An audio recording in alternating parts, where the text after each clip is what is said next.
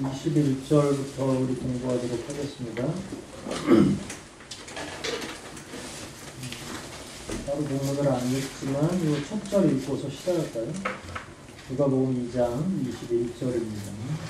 함께 읽겠습니다. 할례할 8일이 되매 그 이름을 예수라 하니 곧 후퇴하기 전에 천사의 일컬음 나더라. 21절과 22절은 우리가 같이 연결해서 계속 진행해서 보시면 될 것 같아요.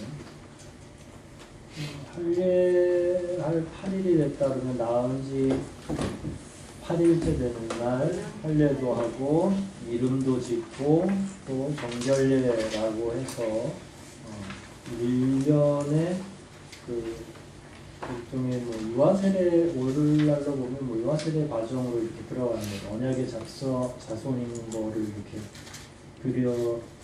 드러내는 거죠. 할례를 받는데 특별히 예수 그리스도는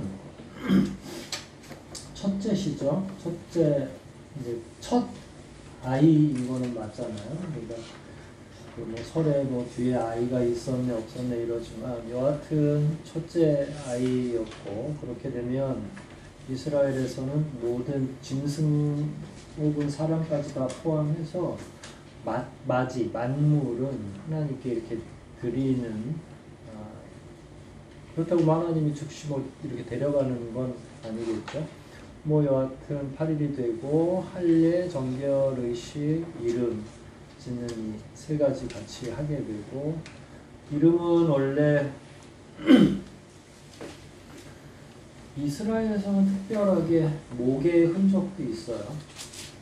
그래서 이스라엘 유대인들은 이름을 지을 때 누구 영향력이 더 많으냐면 엄마 영향력이 훨씬 더 많아요. 엄마가 부르도록 되어 있는 경우도 있죠. 그래서 엄마한테 이름을 알려주기도 하고요. 추측컨대 유목인들은 사실은 멀리 이렇게 떠났다가 들어오는 경우가 많죠. 아이가 출산할 때쯤 때 맞춰서 들어오지 못하면 집에서 출산하는 엄마가 아이 이름이랑 다 지어서 할 수 있는 거고, 되게 유목민들은 삶 자체가 강해요. 우리처럼 이렇게 사계절이 뚜렷하고 남녀가 하는 일이 이렇게 명백하게 굳어져 있지 않아서 지금도 여전히 저 위에 유목하는 분들 이렇게 생활을 이렇게 들여다보면 짐승을 잡는 건 남자가 잡지만 목숨을 끊어놓은 짐승을 각을 뜨고 부위별로 나누어서 이렇게 해체하는 건 여성이 하는 경우도 되게 많아요. 심지어 아이들도 자기 칼을 가지고 가서 고기를 잘라서 먹기도 하고, 그리고 생활이 굉장히 강한 거죠. 여하튼 그런 유목민들의 전통들이 그게 베두인 말할 것도 없고, 히브리인들은 그들하고 거의 흡사한 삶을 살았었기 때문에 아마 여성들이 그렇게 이름을 짓는 것, 목의 중심에 삶이 운영되는 건 전혀 낯선 게 아니죠. 하지만 이름은 이미 정해져 있었죠. 아이를 낳으리니 이름을 뭐라고 하라고 그랬어요? 예수라 하라. 예수는 번역하면 뭐예요? 여호와는 우리의 구원자시다. 여호와 우리의 구원자라고 하는 게 예수. 보통 우리가 예수 그리스도 이렇게 이야기하잖아요. 그럼 그리스도는 뭐예요? 아침에 배웠죠. 기름 부음 받은 자라는 말이고, 우리와 함께하는 임마누엘 하나님 되신 그런 의미들이 그 가운데 다 포함되어 있는 거죠. 모세 할례 8일 되니 이렇게 하고요.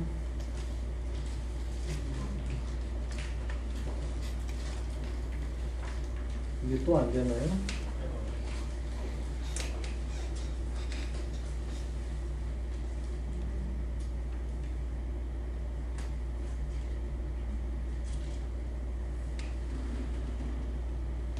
제가 누르지 않았는데 눌려져 있는 거예요. 같이 읽어볼게요. 22절입니다. 시작.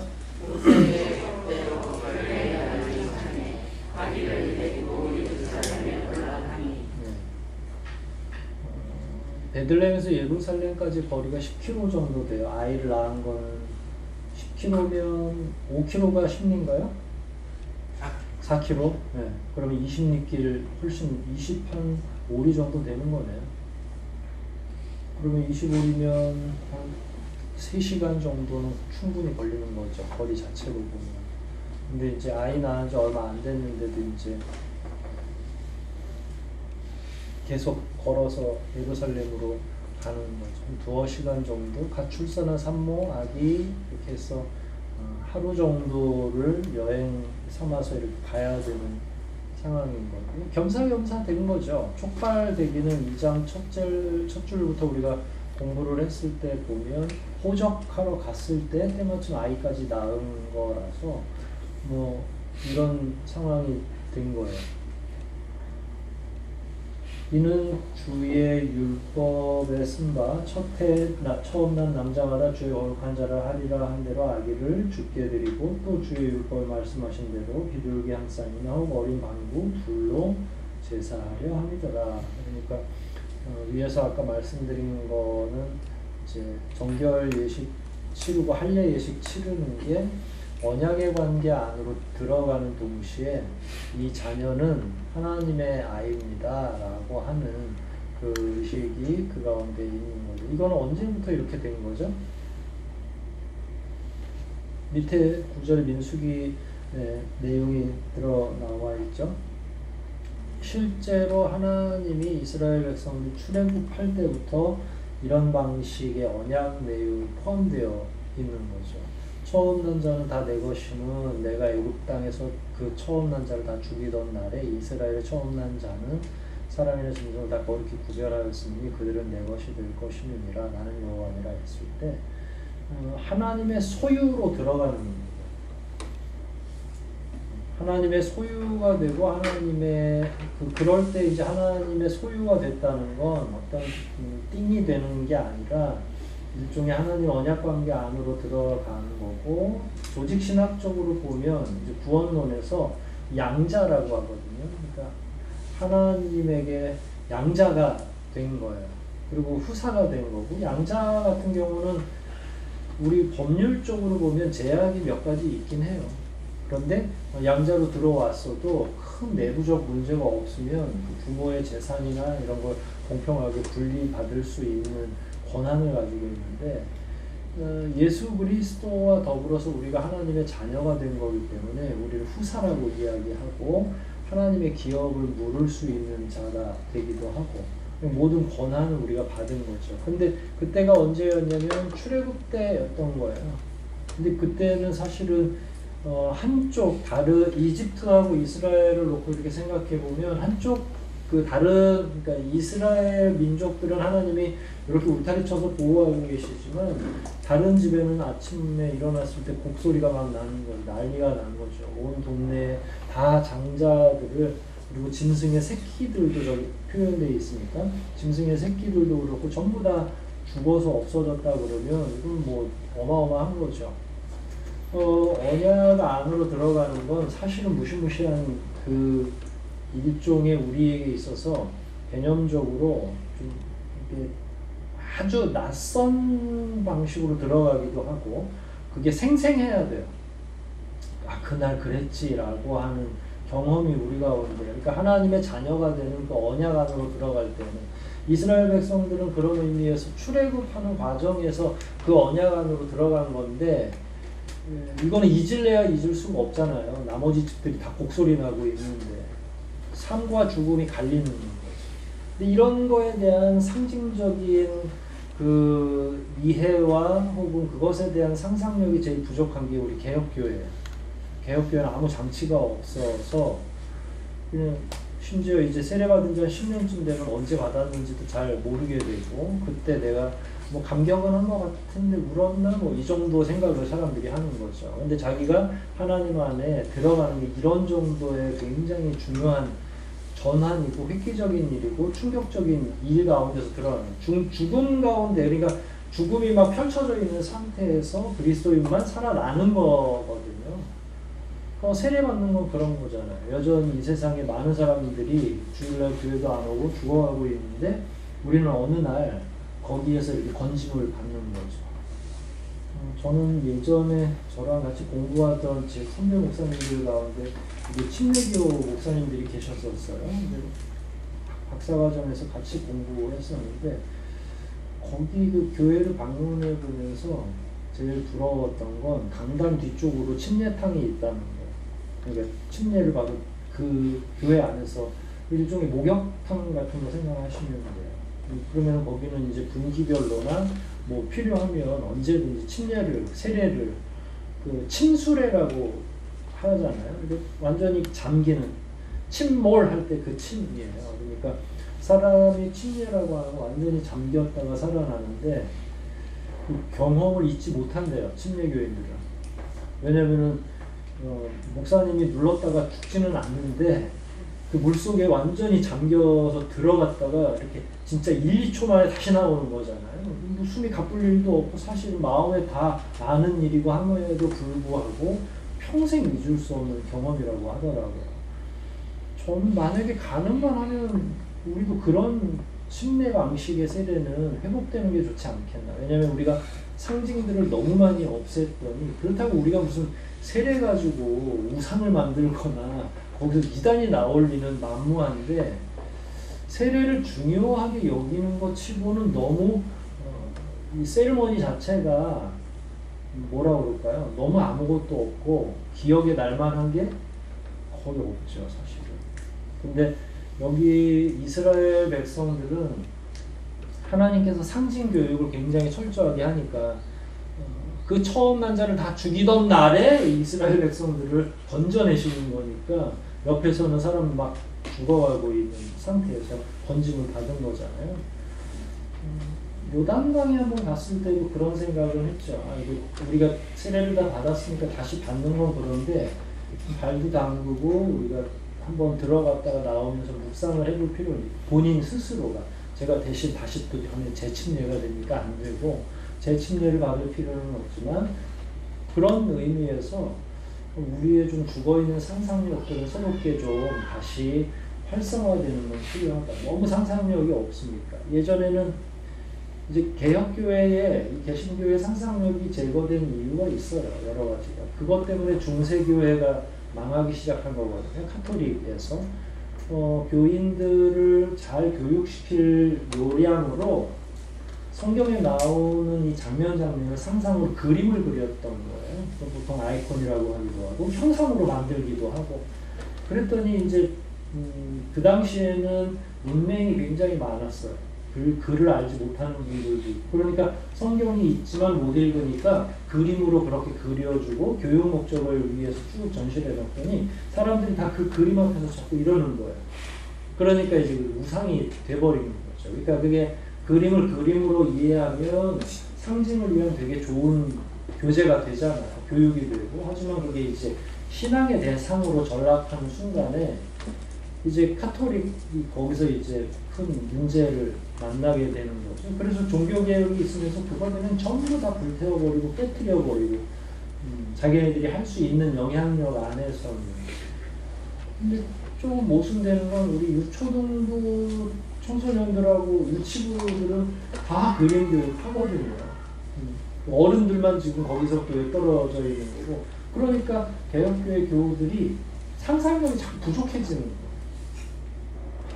그래서 이 성경 장면을 이야기하면 그냥 평면적으로, 입체적으로 이해하지 않고 평면적으로 이해한다. 나는 할례를 받았대야.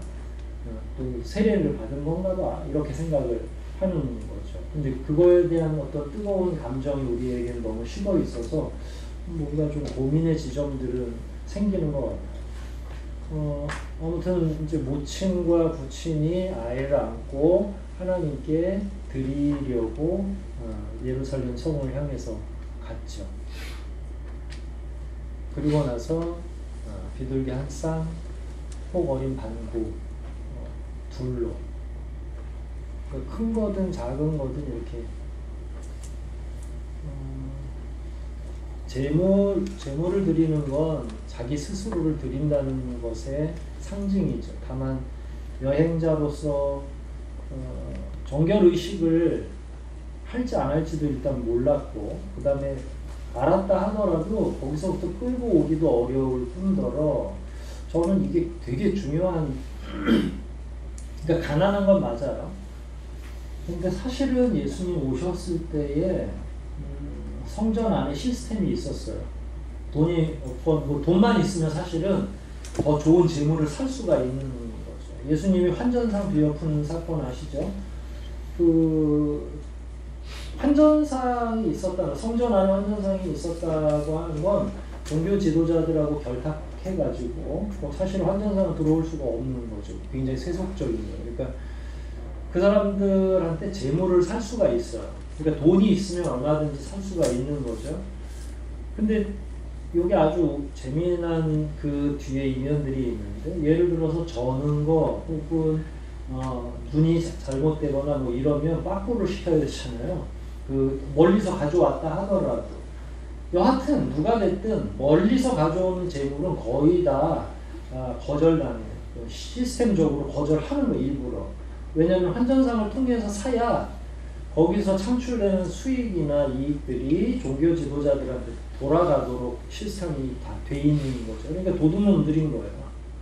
그러니까 예수님이 갑자기 정신이 없으셔서 환전상 뒤졌고 이 도둑놈들아라고 욕을 한 게 아니라, 기본적으로 예루살렘 성 안에 그리고 고위급의 종교 지도자들이 허락하지 않으면 들어가기 어려운 환전상들이 들어가고, 재물을 파는 자들이 거기서 소나 뭐 양이나 혹은 비둘기 팔고 하는데, 그러니까 그러면 거기 짐승 똥들이 막 다 떨어지는 거잖아요. 그러니까 뭐 성전 자체가 그냥 더러워지는 거죠.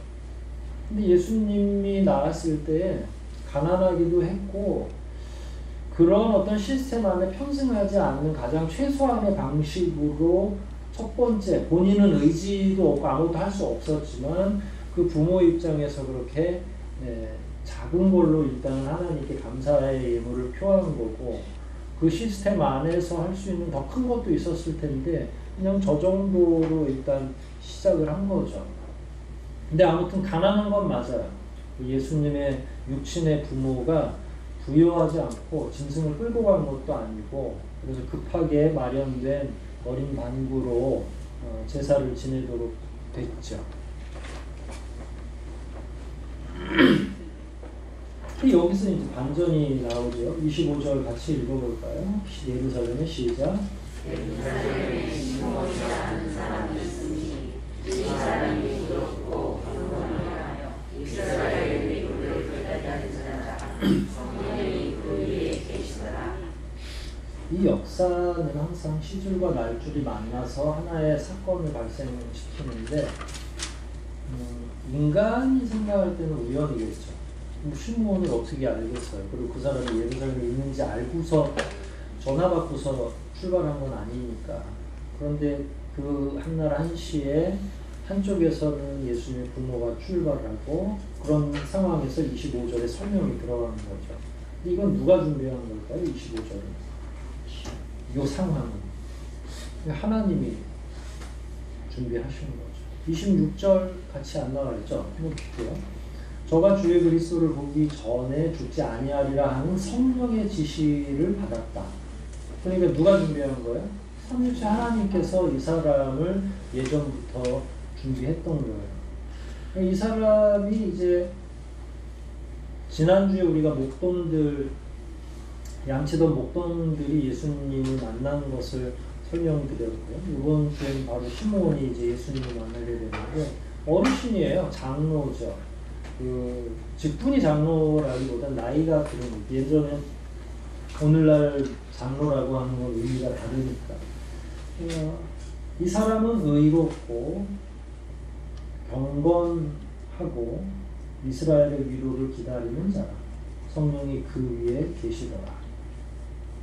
성경에서 이렇게 표현되는 사람들이 되게 존경스러운 거죠. 그 사람은 제사장도 아니고 뭐 예언자도 아니고 아무것도 아니에요.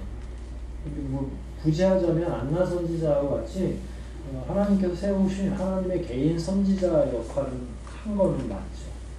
하지만 어떤 개인 자연인에게 성령이 임해서 그 사람이 경건하고 의롭게 평생을 살아가고 그런 사람이 구원자인 창조주이면서 동시에 구원자인 예수 그리스도를 친히 목격하고 않는다고 하는 건 역사상 그냥 한 번 있는 일이에요. 사실은. 이제 그거를 하나님이 그런 영광스러운 일을 누구에게 맡기는가? 그건 지난주에 목동 얘기하고 충분히 다 얘기했던 것 같아요. 그랬을 때 이 시므온도 엄청난 거죠. 근데 이 사람은 나중에 기도하는 걸 들었을 때에는 이 사명, 그러니까 우리가 봐서는 뭐 거창한 사명은 아니잖아요. 예수 그리스도를 만나야 할 거야. 그를 만나야 너가 너의 소임을 다하는 거야. 근데 사실 사명이라고 할 것도 없어요. 가가지고 만나고 찬송하고 그를 품에 안고서 이제 하나님께 감사 찬양을 드리면 그게 그 사람의 사명인데, 여러분들이 어떤 걸 사명이라고 생각하는지 모르겠어요. 교회에서 보면 목회자만 사명자인가? 뭐 그렇게 생각하는 경우가 많죠. 물론 전도사도 교역자에 속하니까. 그럼 장로는 사명자가 아닌가? 어떤 일을 해야 사명자가? 아침에 와서 식사당번하는 건 사명자가 아닌가?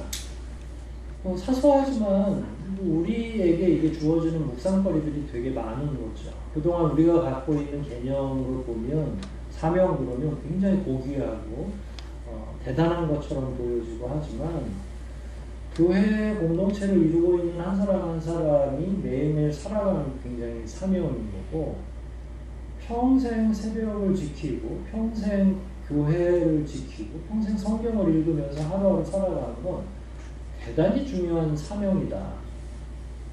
그게 증인의 삶인 거고, 하나님께서 의외로 많은 분들에게 그걸 요청하지만 실제로 그 사명을 완전히 감당하는 사람은 많지 않다. 그러니까 그 사명을 너무 허술히 여기거나 사명이라고 여기지 않기 때문에 그런 일이 벌어지는 거죠. 어느 날 시므온에게 성령이 감동해서 나와서 너가 주의 그리스도를 보게 될 거야 라고 얘기했을 때, 그래서 어쩌라고? 그건 군중으로서 멀리 있는 그리스도를 볼 수도 있는 거고요. 우리는 이제 이미 이걸 보면 알고 있으니까 가서 이렇게 만날 수도 있지만, 그리고 나더러 뭘 어떻게 하라는 거지? 구체적으로 지침도 없고 뭘 해야 될지도 모르겠어요. 우리가 평소에 그리스도인으로 산다는 건 때로 그런 막연한 마음으로 사는 거거든요. 우리는 뭘 해야지?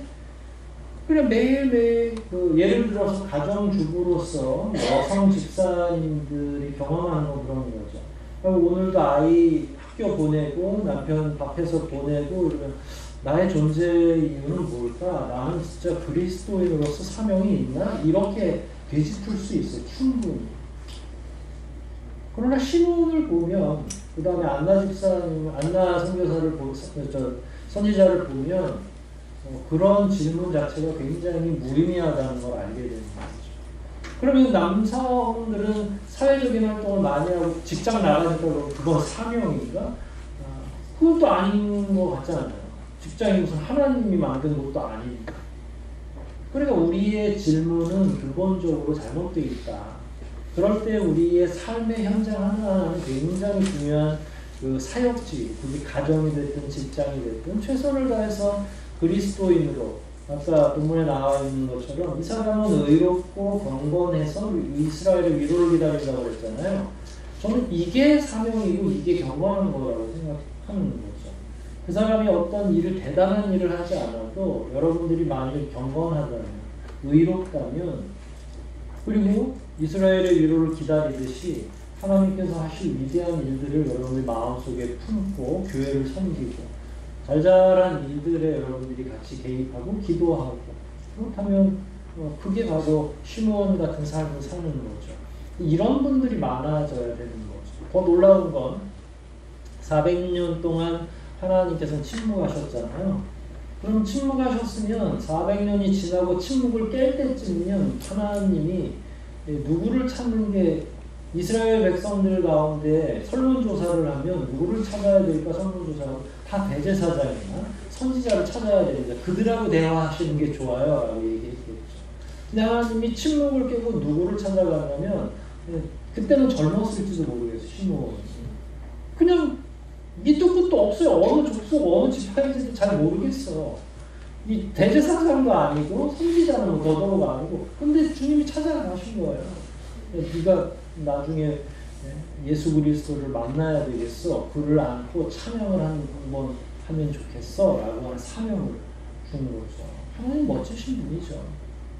이건 어떻게 보면 그 당시 이스라엘이 썩어있는 종교 지도자들로부터 잘못되어 있는 걸 의미하는 거고 결국은 이 시몬의 입을 통해서 하나님이 하시고자 했던 건 뭐냐면 복음이 이제 이스라엘이라고 하는 혈연 중심, 지역 중심의 경계를 뛰어넘어서 이방인들에게 전파될 것이다 라고 하는 선언을 시몬을 통해 하도록 되어 있어요. 그러니까 시몬은 굉장히 중요한 선포를 하는 거죠.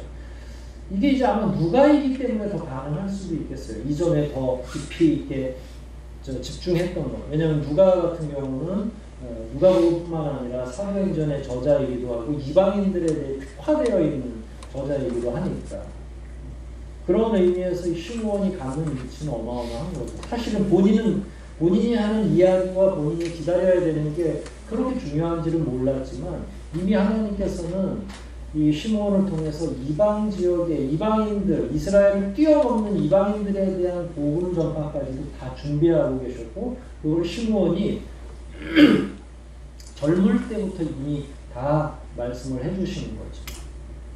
그래서 성령의 지시를 받아서 이렇게 하는 거죠.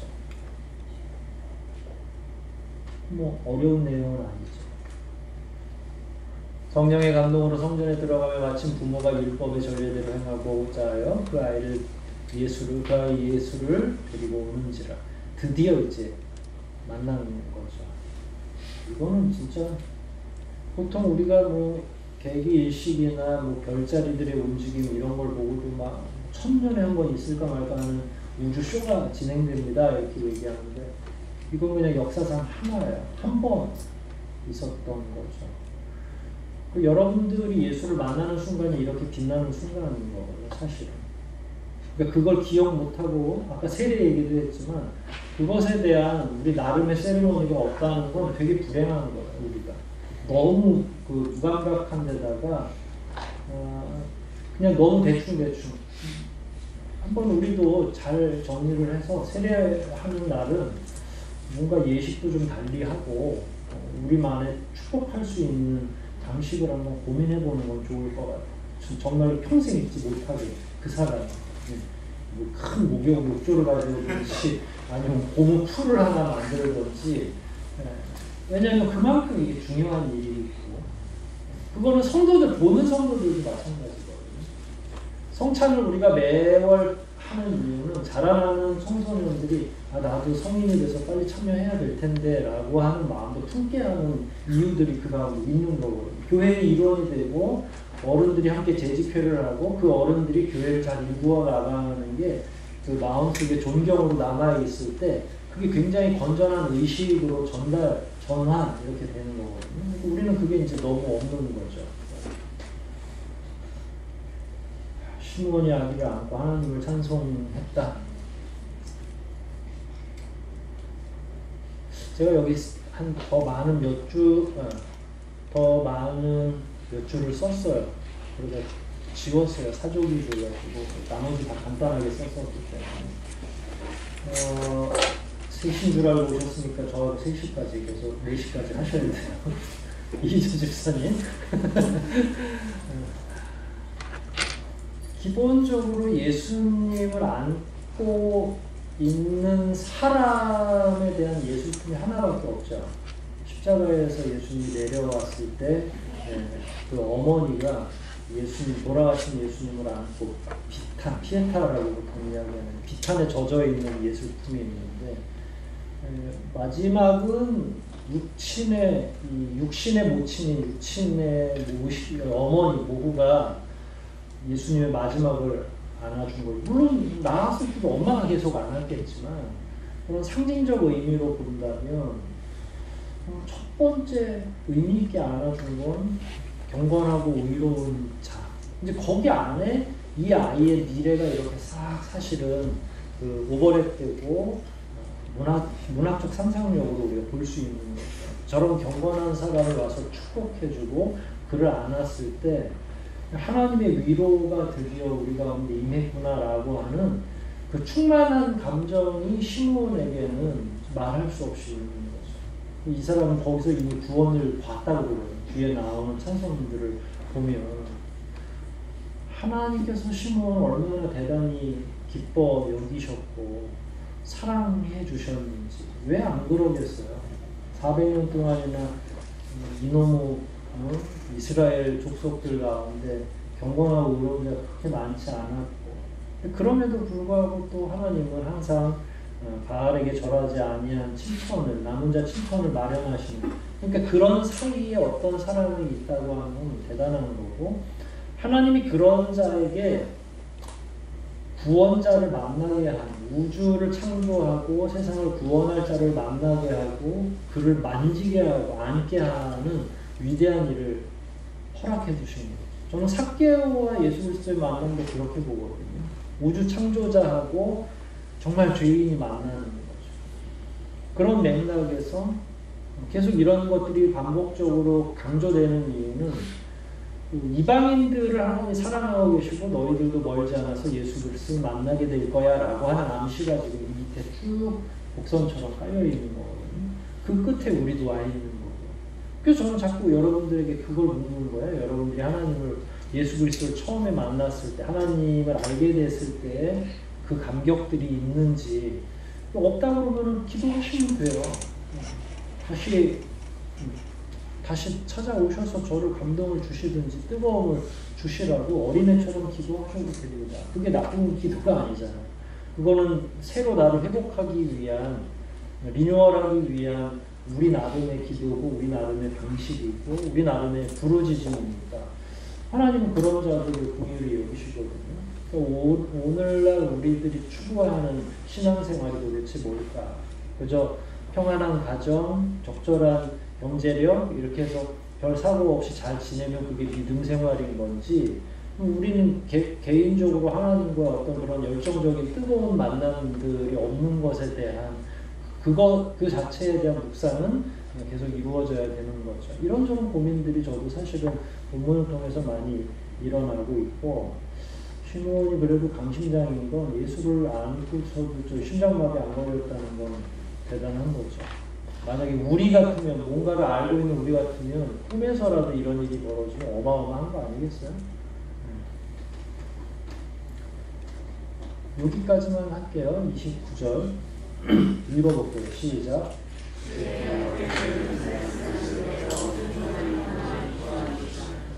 네. 두 가지를 이야기했죠. 언약을 그 전에 말씀하셨던 거, 그 다음에 구원을 이제 30절에는 내 눈이 구원을 주의 구원을 보았사오니라고 하는 말이 있어요. 그러니까 구원이 당도한 거, 임박한 구원, 하나님의 나라가 열리는 거 이런 거를 보면서 동시에 자기를 평안히 놓아줬다라고 하는 거예요. 그 언약을 품고 사는 건 참 고통스러운 일인 거죠. 그 언약이 성취될 때까지 자기는 아무튼 그 사명을 계속 유지하고 있어요. 품고서 계속 가야 되는 거예요. 이를테면 여러분들이 독립운동을 하는데 저기 만주에서 군자금 가지고 이 조선 땅으로 침투하는 거예요. 일본군들이 막 지키고 있는데 여러분의 목적은 저기 경상도 어디까지 그 군자금을 가져가야 되는 거예요. 그래서 거기 동네 의병한테 전달하는 겁니다. 그럼 전달할 때까지 어때요? 발 뻗고 못 자겠죠. 사실은 끊임없이 계속. 아무튼 그게 나에게 주어진 국가가 원하는 일이고 내가 받았던 미션이라고 합니다. 이분의 미션은 그리스도를 만나는 거예요. 언제 만날지는 한 번도 얘기를 안 해주셨어. 몇 년, 몇 월, 며칠. 그러면은 시므온은 매일매일 어디로 올라가야 돼요? 뒷짐지고 예루살렘에 가야죠. 아무도 없네. 별일이 없네. 저 사람인가 그러다가 또 공치고 내려가고 또 다음날 또 이 양반 그냥 누가 보면 저 사람 할 일도 없나? 그리고 막 경건하게 가가지고 종교인들처럼 기도하는 것도 아닐 테고. 왜냐면 누군가 오는 걸 이분은 봐야 되니까. 그래서 이제는 드디어 그 모든 게 끝나고 종을 놓아주시는 분이 이제 종료되는 걸 선언하는 거죠. 그러니까 신앙인이라면 여러분들이 만약에 저도 이렇게 눈 감을 때 이런 생각을 하고 유언처럼 얘기할 수 있어야죠. 이제 내가 평안히 눈을 감겠다. 그럼 바울이 자기 달려갈 길을 다 달려갔다고 고백하는 거하고 전혀 다르지 않잖아요. 그리고 또 유언이라고 하는 게 목숨 붙어 있을 때, 간신히 여기 숨만 붙어 있을 때 하면 안 되고 또렷이 정신이 있을 때 하는 거죠. 그럼 우리 스스로가 그런 생각을 하는 거죠. 내 믿음의 끝은 어디인가? 내가 어떤 마지막의 믿음의 모습을 자녀들에게 보여주고 싶은가가 이런 기록들을 통해서도 투영되는 거죠. 저는 늘 시몬을 이렇게 공부하고 같이 읽을 때마다 감동적인 게, 참, 어쩌면, 바울 같은 위대한 사역을 하지 않았지만, 많은 교회들을 전도하고 많은 그리스도인들을 만들어내지 않았고, 베드로처럼 교회 리더 역할을 하지도 않았는데도 우리에게 있어서 굉장히 그 어떤 큰 울림을 주는 인물 중에 신약에서는 빼놓을 수가 없는, 이런 믿음을 우리가 가지고 있으면 하나님께서 아까 처음에 말씀드린 것처럼 여러분들이 부엌 일을 하시든 회사에 가 계시든 무엇을 하든 상관없이 여러분을 향한 하나님의 사명, 때로는 그 교회를 잘 지켜라 라고 이야기하실 수도 있겠죠. 오늘날은 교회를 잘 지키는 것도 쉬운 일이 아니에요. 작은 한 교회를 꾸준히 섬기고 출석하고 묵묵히 그 교회를 위해서 기도하고 성장하는 자녀들이나 후손들을 이렇게 보면서 다독거리고 응원해주고 하는 거를 평생, 그리고 나장님이 이제 머리 희끗희끗해져서 70, 80 이렇게 됐는데도 매일매일 나와서 아이들을 더 교육하기도 하고, 그때 가면 이제 유초등 부장을 하실 수도 있고 또 다른 직책이 주어질 수도 있잖아요. 그걸 매일매일 하는 게 위대한 거라, 우리에게. 그게 이제 목회자에게만 주어진 게 아니라 평범한 모두에게 주어진 교회 공동체를 사랑하고 아끼고 유지해야 될 직분 같은 거죠. 우리는 예수를 안을 필요는 없어요.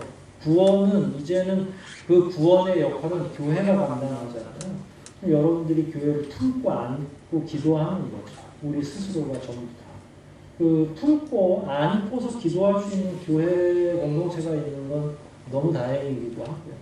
지역 교회에서 여러분들이 교회를 섬기고 위해서 기도하고 애쓰고 하는 게 얼마나 다행입니까? 그거 없이 가난한 교회라고 보통 그러거든요. 여기저기 기웃기웃거리는 교회인들이 대한민국이 굉장히 많아요. 자기 교회라고 모교회라고 생각하는 사람이 없어요. 불행한 거죠.